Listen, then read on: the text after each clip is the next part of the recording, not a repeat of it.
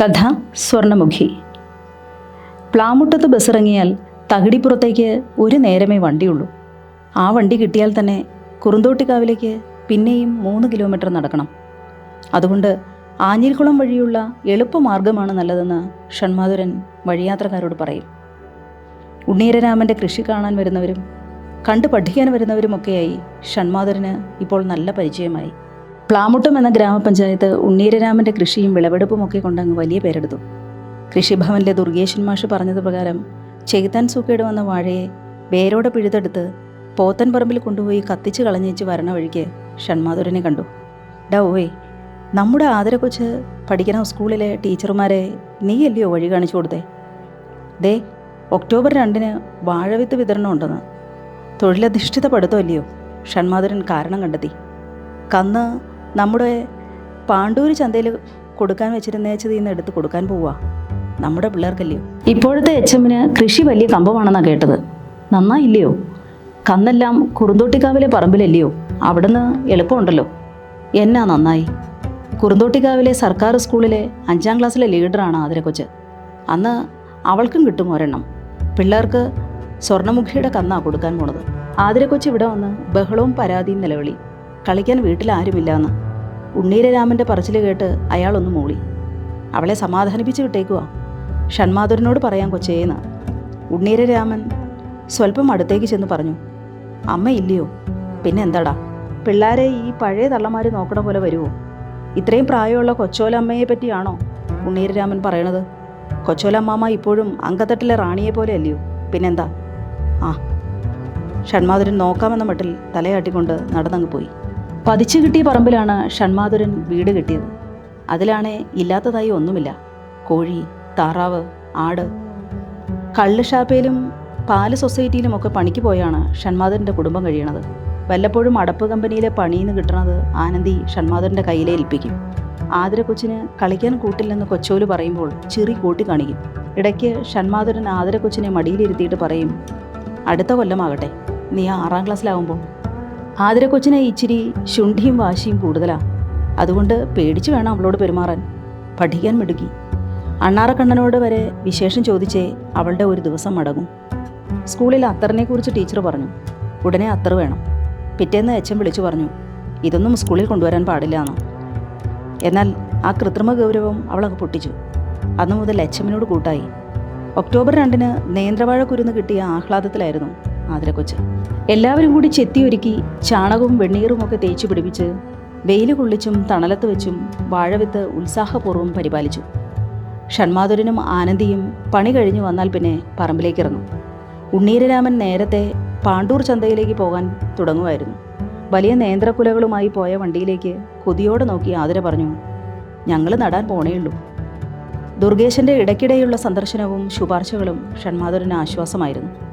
2ാമത്തെ വണ്ടിയിൽ ചെങ്ങാലിക്കോടനും ആറ്റുനേന്ത്രനും തേനിയുമൊക്കെ എടുത്തു വയ്ക്കുന്നത് ആതിരക്കൊച്ച് കണ്ടു നിന്നു. കൊച്ചോലമ്മാമ്മയുടെ കുടയുടെ കാലൻ പിടി പോലെ കാളാമുണ്ടൻ തുള്ളിക്കളിച്ചങ്ങാകുന്നു പോയി. മഞ്ചേരി നേന്ത്രൻ കുറച്ച് കുറുന്തോട്ടിക്കാവിന്ന് കയറാനുണ്ട്. അപ്പോൾ ആദിക്കൊച്ച് ഷൺമാധുരനോട് ചോദിച്ചു, അച്ഛാ, ഒരു വാഴയിൽ ഒരു കൊലയേ ഉണ്ടാകത്തുള്ളോ? അതത്രയേ ഉള്ളൂ. നല്ലതാണേ ഒന്നും മതിയല്ലോ. കൊച്ചോല് വടിയും കുത്തിപ്പിടിച്ച് അർത്ഥം വെച്ച് പറഞ്ഞു. ഷൺമാധുരൻ വിഷയത്തിലേക്ക് വന്നു. ജൈവനാ കൂടുതൽ ഓട്ടം, പട്ടണത്തിലൊക്കെ അതിനാ കൂടുതൽ കച്ചവടം. ഷൺമാധുരൻ ആദിക്കൊച്ചിനെ പിൻകഴുത്തിൻ്റെ തണ്ടയിലിരുത്തി 2 ചോട് വെച്ചു. തെരുതെരെ കൈ കുട്ടിക്കളിക്കുന്നു പരമസന്തുഷ്ടരായി കൺമണികൾ. വാഴവിത്ത് നടല് വലിയ ഉത്സവമായിരുന്നു. തള്ളക്കോഴിയും പിള്ളകളും മാന്തിയും പമ്മിയും നിന്നു. കനേഡിയൻ ആടും ബാർബാറിയും കഴുത്തിലെ കയറോടെ ആദിക്ക് ചുറ്റും കറങ്ങി നടന്നു.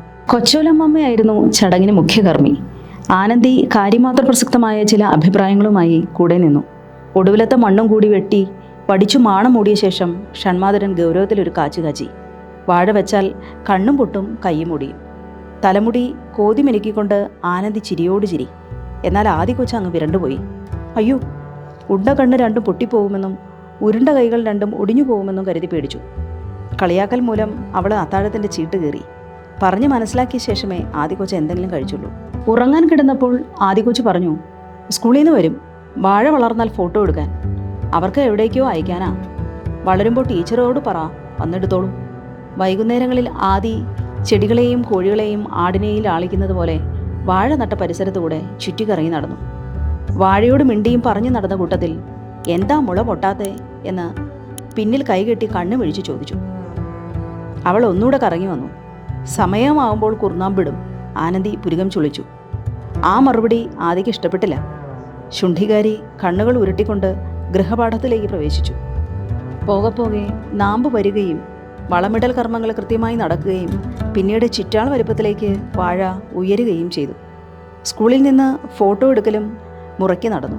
ദുർഗേശൻ്റെ സൂക്ഷ്മമായ ഇടപെടലുകൾക്ക് ഉണ്ണീരരാമൻ്റെ സാക്ഷി തെളിവ്. പുതുവർഷം കുറുന്തോട്ടിക്കാവ് സ്കൂൾ വലിയ തോതിൽ ആഘോഷിച്ചു. ടീച്ചർമാർ മാത്രം പോരാ, മാതാപിതാക്കളും വരണമെന്ന് നോട്ടീസ് കൊടുത്തിരുന്നു പുതിയ പ്രധാനാധ്യാപിക. അന്നവിടെ വാഴനടലിൻ്റെയും വളർച്ചയുടെ വിവിധ ഘട്ടങ്ങളുടെയും ചിത്രങ്ങൾ പ്രദർശിപ്പിച്ചു. സ്കൂളിലെ കുലകൾ അവിടുത്തെ തന്നെ പുറംപണിക്കാരും ടീച്ചർമാരും പ്രധാന അധ്യാപകരും കൊണ്ടുപോവുകയാണ് പതിവ്. ഇത്തവണ അവിടുത്തെ കായ്കൾ പഴുപ്പിച്ച് കുട്ടികൾക്ക് തന്നെ കൊടുക്കണമെന്ന് എച്ച്.എം പറഞ്ഞു. ആനന്ദി എച്ച്.എമ്മിനെ പരിചയപ്പെട്ടു. അത്തർ മണക്കുന്ന ചില ഓർമ്മകൾ കൈമാറി. ആതിര ഷൺമാധരൻ സ്കൂളിലെ ഏറ്റവും മിടുക്കിയാണെന്ന് കേട്ട് ആനന്ദി പുളകം ചൂടി. രക്ഷകർത്താക്കൾ പിരിഞ്ഞു പോകാൻ തുടങ്ങി. ആനന്ദിയുടെ കണ്ണുകൾ തുടുത്ത ചാമ്പങ്ങയിലേക്ക് പോയി തറച്ചു നിന്നു. സ്കൂളിൽ നിന്ന് ഷൺമാധരൻ്റെ സൈക്കിളിൻ്റെ പിന്നിൽ കയറി ആനന്ദിക്ക് തല ചുറ്റുന്നത് പോലെ തോന്നി. വള്ളിച്ചേച്ചിയുടെ തുന്നൽ കടയിലെ കസേരയിലിരുത്തി കരിക്കിൻ വെള്ളം കൊടുത്തു. ആ ഇരിപ്പിൽ ആനന്ദി മയങ്ങിപ്പോയി. ഡോക്ടർ സരസയെ കണ്ടു. സന്തോഷിക്കാനുണ്ടെന്ന് സരസമായി തന്നെ അവർ പറഞ്ഞു. വൈകുന്നേരം ആദി കൊച്ചിനെ സൈക്കിളിൽ കൂട്ടിക്കൊണ്ടുവരുമ്പോൾ ഹോദയ്ക്ക് ഒരു കൂട്ടെത്തുമെന്ന് ഷൺമാധരൻ പറഞ്ഞു. കൂട്ടോ? സൈക്കിൾ ഊക്കോടെ ഓടിച്ച് മുറ്റത്ത് കയറ്റിയിട്ട് കട്ടിലിൽ ചാരി കിടന്ന ആനന്ദിയുടെ അടുത്തേക്ക് ആദിയുടെ കയ്യുമായി ചെന്ന് വയറ്റിൽ തൊട്ട് ഷൺമാധരൻ ഒതുക്കി വെച്ച കാര്യം വെളിപ്പെടുത്തി. വാവേണ്ട്. കവളത്തൊരു മുത്തം കൊടുത്തുകൊണ്ട് ആനന്ദിയും പറഞ്ഞു, വാവേണ്ട്.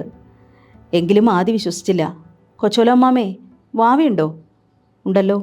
സരസ ഡോക്ടറെയും കാണിച്ചു. അപ്പം നേരാ. ആ വീട്ടിലെല്ലാവർക്കും ആദിയുടെ ഉമ്മ കൊണ്ട് വീർപ്പ് മുട്ടി. യൂണിഫോം പോലും മാറാതെ നേരെ ഉണ്ണീരരാമൻ്റെ പശുത്തൊഴുത്തിനടുത്തേക്ക് പോയി. അറിഞ്ഞോ കൊച്ച്? വാവേണ്ട്, അച്ഛൻ പറഞ്ഞു, അമ്മയും പറഞ്ഞു. ആ പിന്നെ ഇനി എന്നാ വേണം? അപ്പോൾ വാവയും വാഴക്കുലയും ഒരേ സമയം വരുമോ ഉണ്ണിമാമേ? പിന്നല്ലാതെ. മാസങ്ങളുടെ മലക്കം മറിച്ചിലിൽ നേന്ത്രവാഴ ഉയരും തോറും ആനന്ദിയുടെ വയറും വളർന്നു. വാഴക്കുല മൂത്ത് പഴമാകുമ്പോൾ സ്കൂളിൽ കൊണ്ടുപോകണമെന്ന ആഗ്രഹം ആദി പറഞ്ഞു. അല്ലെങ്കിലും കൈമാറിയും കൊടുത്തും തിന്നണമെന്ന് കൊച്ചോല അമ്മൂമ്മ കർക്കശമായി പറഞ്ഞു. ഒരു വൈകുന്നേരം ആദി വാഴച്ചോട്ടിൽ പോയി നിന്ന് കുശലം പറയുകയും തമാശ പറഞ്ഞ് ചിരിക്കുകയുമായിരുന്നു. ഇടയ്ക്കിടെ കണ്ണു കാട്ടി പേടിപ്പിക്കുന്നത് കണ്ടുകൊണ്ട് സൈക്കിളിൻ്റെ ബെല്ലടി കേൾപ്പിക്കാതെ താളത്തിൽ ഷൺമാധരൻ പാടിക്കയറി. കഴിവതും വേഗം കുലയ്ക്കണമെന്നുള്ളിൽ കരുതിയിരിക്കും ആ വാഴ പോലും. അത് കേട്ടപ്പോൾ അവൾ അച്ഛനെയും നോക്കി പേടിപ്പിച്ചു. ഉണ്ണീരരാമൻ്റെ തെക്കേ പറമ്പിലെ ചാലുവഴിയിലൂടെ കടന്നുപോയ തേയ്യമ്മ ചോദിച്ചു, വാഴയ്ക്ക് എന്നാ വളം? കൊച്ചും വാഴയും ഒരുപോലെ വീർത്ത് വീർത്ത് വരുന്നുണ്ടല്ലോ. ഒരു ദിവസം ഇരുള് മയങ്ങിയ നേരത്ത് ആനന്ദിക്ക് ചെറിയൊരു മനംമറിച്ചിലുണ്ടായി. കാലിൽ നീരും കണ്ടു. ആനന്ദിയെ സൈക്കിളിൻ്റെ പിന്നിലിരുത്തി ഏറെ ശ്രദ്ധയോടെയാണ് ഡോക്ടർ സരസയെ കാണിക്കാൻ കൊണ്ടുപോയത്. അന്ന് ഡോക്ടറെ കാത്ത് ഷൺമാധരനും ആനന്ദിയും ഏറെ നേരം ഇരുന്നു. 1 മണിക്കൂർ കഴിഞ്ഞപ്പോൾ സരസ ഡോക്ടറുടെ കഴുത്തുളുക്കിയെന്നും കുലീനൻ വൈദ്യൻ്റെ അടുത്ത് പോയിരിക്കുക എന്നും അകത്തു നിന്ന് സ്ത്രീ ശബ്ദം തെറിച്ചു വീണു. കുറുന്തോട്ടിക്കാവിലെ കുറുന്തോട്ടിക്ക് വാദം വന്നതുപോലെയായി എന്ന് പറഞ്ഞ് ഷൺമാധരൻ എണീക്കാൻ തുടങ്ങിയപ്പോൾ ഒരു കാറിൻ്റെ വെളിച്ചം കണ്ടു. ഡോക്ടർക്ക് വിശ്രമം വേണമെന്നും ഇന്നിനി നോക്കുന്നില്ല എന്നും ഡ്രൈവർ പറഞ്ഞു. സരസ ഡോക്ടറുടെ ലക്ഷണങ്ങൾ കണ്ടപ്പോൾ പിന്നെ വരാമെന്ന് ആനന്ദി പറഞ്ഞു. എന്നാൽ കൊച്ചോലമ്മാമയുടെ പാൽക്കഷായം കുടിച്ചതോടെ ആനന്ദിയുടെ മനസ്സും ശരീരവും ശാന്തമായി. ജീരകവും അയമോദകവും വിട്ട് തിളപ്പിച്ച വെള്ളം കൊച്ചോല് കുടിക്കാൻ കൊടുത്തു. നിദ്രയുടെ സുഖത്താൽ പിറ്റേന്ന് ഡോക്ടറെ കാണേണ്ടി വന്നില്ല. അതിരാവിലെ കൊച്ചോലിൻ്റെ ചുറ്റിക്കറക്കത്തിൽ വാഴയുടെ ഉച്ചിയിൽ ചാടാൻ കൂമ്പി നിൽക്കുന്ന പോളയുടെ കീറ് കണ്ടു. ആതിര കൊച്ച് തുള്ളിച്ചാടി. അവൾ വാഴയ്ക്ക് ചുറ്റും നൃത്തം വെച്ചു. പൊടുന്നനെ പൊട്ടി വിയർത്ത് അവൾ മണ്ണിലേക്ക് വീണുപോയി. ഷൺമാധരൻ വാരിയെടുത്ത് കിടത്തി മുഖത്ത് വെള്ളം തളിച്ചു. കണ്ണു തുറന്നപ്പോൾ പൂത്തു തൊടുത്തു നിൽക്കണ പനിനീർപ്പൂവിൻ്റെ ചന്തം അവളുടെ കവിളിൽ തെളിഞ്ഞു. ഷൺമാധരനും ആനന്ദിയും അതുവരെ കണ്ട ആദിയല്ലായിരുന്നു ആ ആതിര. കൊച്ചോലമ്മാമ സ്വകാര്യം പോലെ പറഞ്ഞു, ഇനി 3-4 ദിവസം പള്ളിക്കൂടത്തിൽ പോകണ്ട. ഓ അതിനെന്നാ, നാളത്തെ കഴിഞ്ഞ് പോവാം, ആനന്ദി പറഞ്ഞു.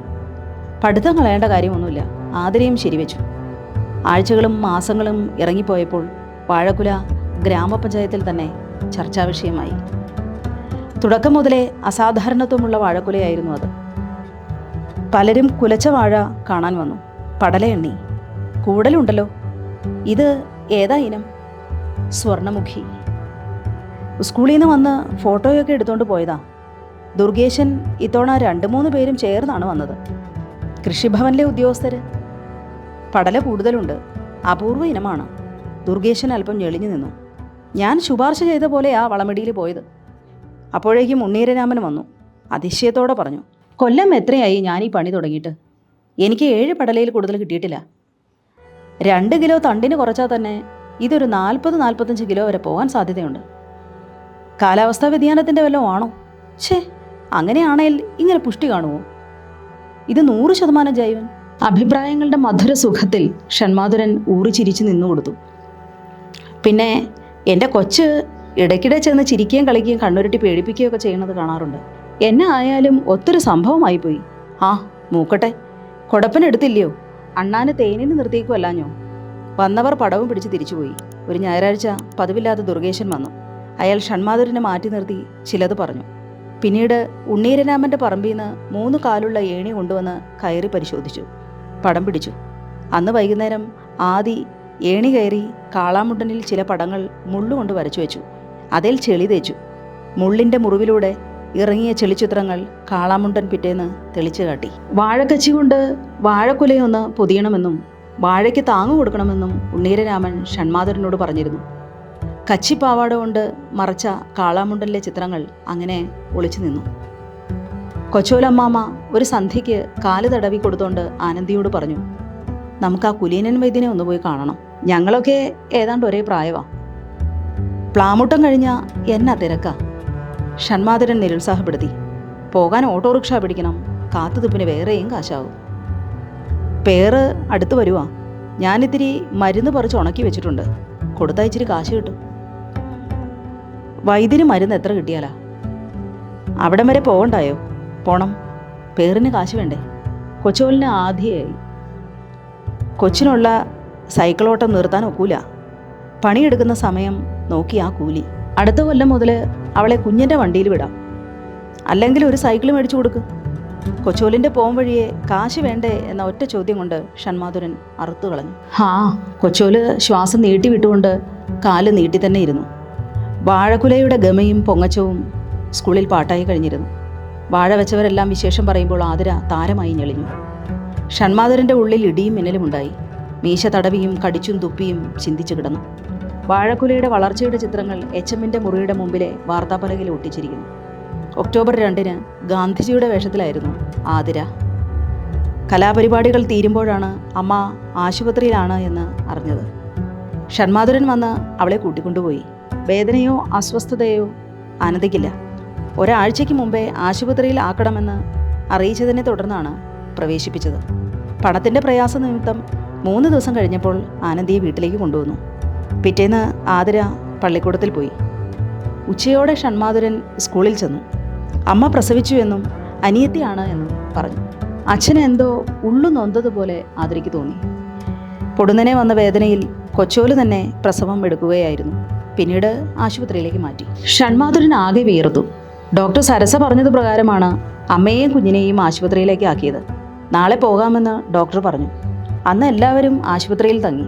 പിറ്റേന്ന് രാവിലെ ഉണ്ണീരരാമൻ്റെ കാറിലാണ് വീട്ടിലെത്തിയത്. ആദ്യം ആതിര വാഴയിലേക്കാണ് നോക്കിയത്. ആ വാഴയും വാഴക്കുലയും അവിടെ ഉണ്ടായിരുന്നില്ല. അകത്തും അടുക്കളയിലും നോക്കി. ഇല്ല, എവിടെയുമില്ല. കുല വെട്ടി മോഹിച്ചു ലാളിച്ച കുതുകത്തിൻ പച്ച കഴുത്തു വെട്ടി. ആദിക്കൊച്ച് ജീവാമൃതം കൊടുത്ത് വളർത്തിയെടുത്ത വാഴക്കുല. ഷൺമാധുരൻ്റെ മുഖം മാണപ്പഴുപ്പ് കയറിയ വാഴവിത്ത് പോലെയായി. അന്ന് വൈകിട്ട് കൊച്ചോല് ആദിക്ക് പ്രിയപ്പെട്ട പുല്ലാടൻ കപ്പ പുഴുങ്ങി. ചമ്മന്തിയും അരച്ചു. അവൾ കഴിച്ചില്ല. വർത്തമാനമില്ല. മുറിയിൽ നിന്ന് ആദിയുടെ ഏങ്ങൽ. ജനിച്ച വീട് മരിച്ച വീട് പോലെ. ഷൺമാധുരൻ ചെന്ന് വിളിച്ചപ്പോൾ കാളീഭാവത്തിൽ അവൾ ചുവന്ന കണ്ണ് തുറിച്ചും തള്ളിച്ചും നോക്കി. കണ്ണുകൾ ചുവന്ന പുഴ പോലെ ഒഴുകുന്നു. എൻ്റെ വാഴക്കുല എവിടെ? വിറ്റുപോയ സാധനം ഇനി എവിടെ നിന്ന് കിട്ടാനാണ്? കൊച്ചോലിൻ്റെ ഒച്ച അവളുടെ കലി കൂട്ടി. ദുർഗേശനാ പറഞ്ഞത്, തിന്നാ തീരും, വിറ്റാ 4 പേരറിയും. പേരെടുക്കുമല്ലയോ വേണ്ടത്? അപൂർവ ഇനമല്ലയോ? അതുകൊണ്ട് തന്നെ കൂടുതൽ കാശും കിട്ടുമെന്ന്. പൈസയ്ക്ക് ആവശ്യമുള്ള സമയമല്ലായിരുന്നു. എൻ്റെ പാദസരം വിറ്റോ? വെള്ളിക്ക് എന്നാ കിട്ടും? പൈസ ചിലവായി പോയില്ലയോ? ഇനി കൊല കിട്ടിയാലും കാശ്. കൊച്ചോലിൻ്റെ കണ്ണ് പൂഞ്ഞു. ഷൺമാധുരൻ ഒന്ന് പോയി നോക്കാമെന്ന് പറഞ്ഞപ്പോൾ അവളും സൈക്കിളിൽ കയറി അച്ഛനെ ചുറ്റിപ്പിടിച്ചിരുന്നു. ആദ്യം ദുർഗേശൻ താമസിക്കുന്നിടത്തേക്ക് പോയി. ജൈവനല്ലേ? അപ്പോഴേ വിറ്റുപോയി. അപൂർവ ഇനമല്ലാഞ്ഞോ? അയാളുടെ റേഡിയോയിൽ കമ്പോള വില നിലവാരം കേൾക്കുന്നു. ഏത്തക്കായ പച്ച ക്വിൻ്റലിന് തൃശ്ശൂർ 4000, കട്ടപ്പന 3800. ആർക്കാ കൊടുത്തത്? ബാഹുലേൻ്റെ കടയിൽ ഒരാൾ വരാറുണ്ട്, സഹകരണ ബാങ്കിൽ. അയാൾക്ക് ഒരു കട അങ്ങ് ടൗണിലുണ്ട്, ഒരു തങ്കൻ്റെ കട. ഒത്താൽ അവിടെ കാണും. തങ്കൻ്റെ കടയിലേക്ക് എത്തുമ്പോൾ നല്ല മഴ. അയാൾ പണം എണ്ണുന്ന തിരക്കിലായിരുന്നു. പടല കൂടുതലുള്ള ഒരു ഏത്തവാഴക്കുല, സ്വർണ്ണമുഖി. അത് കണക്കും തെറ്റിച്ചു. അത്തരത്തിലാകെ ഒരെണ്ണമാ വന്നത്. വിശേഷപ്പെട്ട ഒരിനം. കണ്ടപാടെ ഒരു ഇടനിലക്കാരൻ വാങ്ങിച്ചുകൊണ്ട് പോയില്ലയോ? ആ, എങ്ങോട്ടാ പോയത്? ചക്കുളം ബസാറിലേക്കാണെന്നാ പറഞ്ഞത്. നീ ഈ കടയിലിരി, അച്ഛൻ പോയി നോക്കിയേച്ചു വരാം. വേണ്ട, ഞാനും വരും.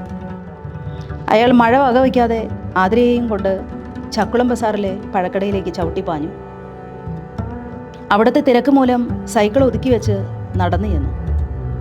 മുറിച്ച കുമ്മട്ടി പോലെ ചുവന്ന ആദിയുടെ മുഖം അയാൾ നോക്കിയില്ല.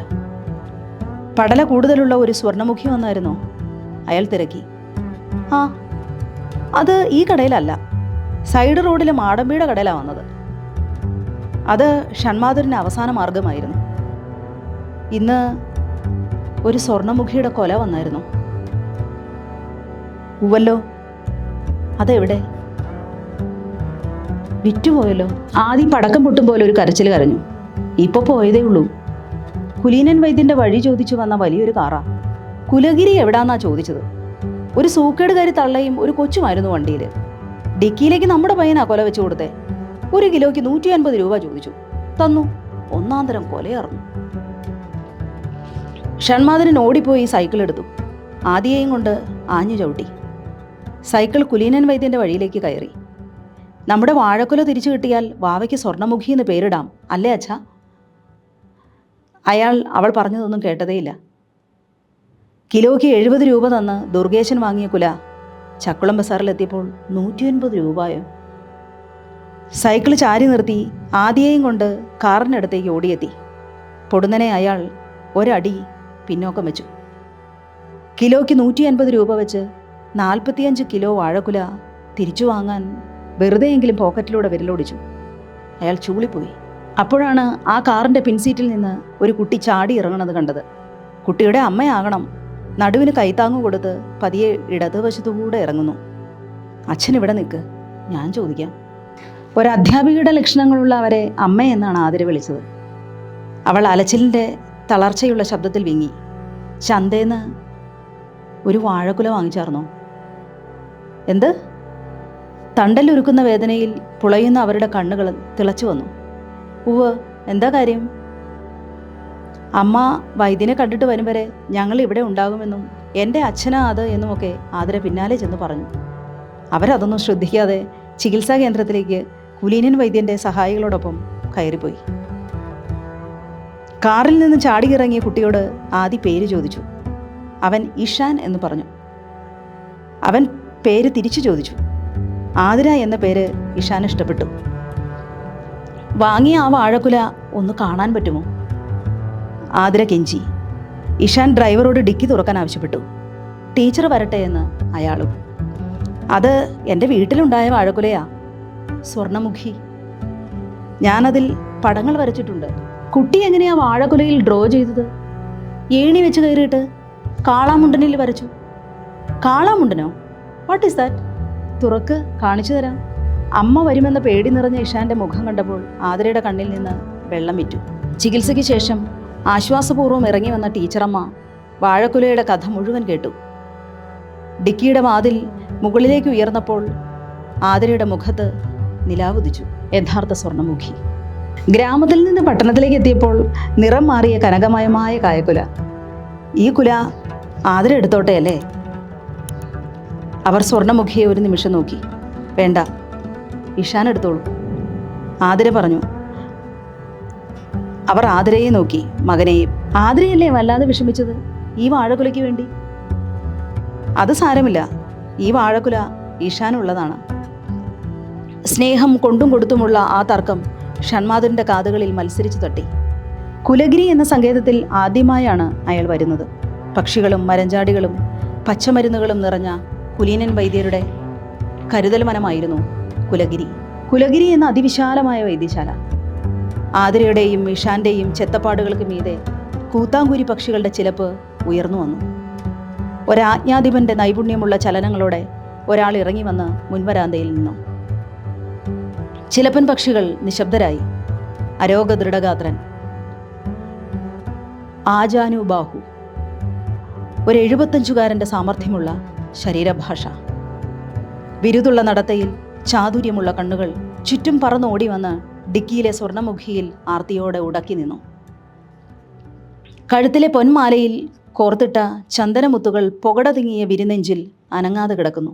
ഇടുപ്പോളം നിറഞ്ഞു കിടക്കുന്ന തങ്കനിറമുള്ള നീളൻ തലമുടി ഒതുക്കി ആ ആൾ ഇറങ്ങി വന്നു. കുലഗിരിയിലെ സാക്ഷാൽ കുലീനൻ വൈദ്യൻ. പെരുമാറ്റങ്ങളിൽ പദം നേടിയ വൈദ്യവ്യാപാരി. കൗശലമുള്ള ചെറുചിരിയോടെ കുലീനൻ ടീച്ചറമ്മയോട് സംസാരിച്ചു. ഒരു കളരി ഗുരുക്കളുടെ കൈച്ചുറുക്കോടെ കുലീനൻ വൈദ്യൻ അപൂർവ ഫലത്തിൻ്റെ രാശിയെ തൊട്ടു. തുടർന്ന് കാളാമുണ്ടിയിൽ സ്പർശിച്ചു. പൊടുന്നനെ സ്വർണ്ണമുഖിയുടെ ഉടമ്പിൽ കുലഗിരിയുടെ കരുത്തു വീണു. അപൂർവ യോഗങ്ങൾക്കായുള്ള ഔഷധക്കൂട്ടുകളുടെ മൂലമന്ത്രങ്ങളായിരുന്നു കുലീനൻ വൈദ്യൻ്റെ പാടവം. പിന്നിൽ മമത മൂടിയ 2 കുഞ്ഞുങ്ങളുടെ മൗനം ഏറ്റെടുക്കാതെ ഷൺമാധുരൻ മാറി തന്നെ നിന്നു. വിജയതിളക്കമുള്ള മുഖത്തോടെ ടീച്ചറമ്മ ഇഷാനെ അരികിൽ വിളിച്ചു. അകന്നുപോയ കാറിൽ നിന്ന് ഇഷാൻ ആതിരയെ ഏറെ നേരം നോക്കി.